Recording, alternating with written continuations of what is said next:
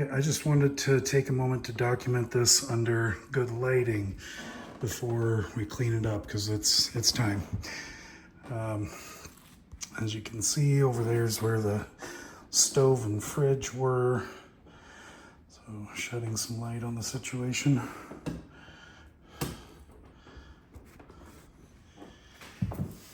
So I'm about to come in here with the vacuum and go to work. So there is definitely plenty to clean up. Caleb's here helping today. He was so kind as to pick up the used condom we found on the floor, so that was cool. So, all right, I don't know if we're gonna get to pulling up the carpet today, but we're gonna give it a shot. First, I just wanna vacuum up the kitchen, hoping that maybe getting rid of some of the gunk will help it smell better, because it seems like the smell is improving. Like I don't think it's getting any worse, but this can only help. So, all right, there we go. I'm gonna go back to the time lapse now.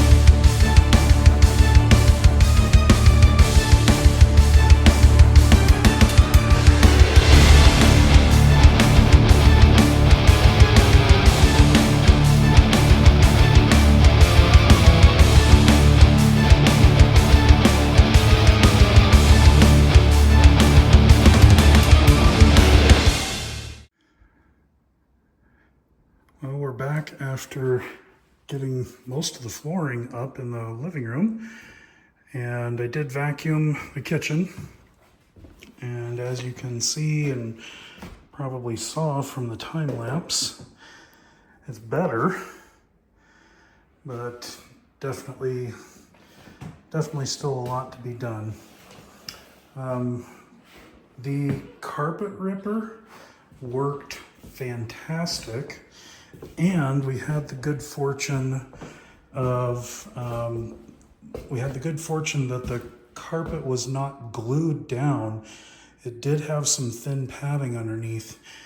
So that yellow handled carpet ripper blade, that was a tool that I really wish I would have had downstairs, as well as those carpet claws. Those claws worked great too. You may notice that what used to be dark blue and so dirty it was black carpet was actually covering some green linoleum. And as I come over here and look, it appears that the kitchen has been re-tiled, I guess, or re-floored. So I'm debating whether or not that's gonna have to come out. I'm guessing probably. Once the cabinets come out. And part of the reason that I'm guessing probably is because if I look over here I see some, I don't know if that's MDF or fiberboard or what, but it is deteriorated considerably over here behind where the stove used to be and the fridge. I'm guessing that's a water line to the fridge there. But there's plywood underneath that.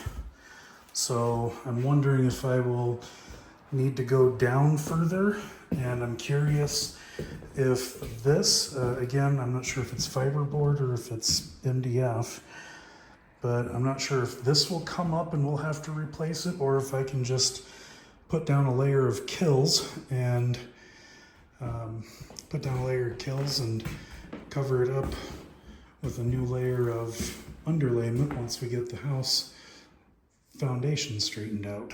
So that's where we're at for today. Caleb helped out, huge help. Very, very much appreciated. But we can see what we got in here, and the portable air conditioner made it so nice to work in here. Thank you again, Jamie and Vonnie.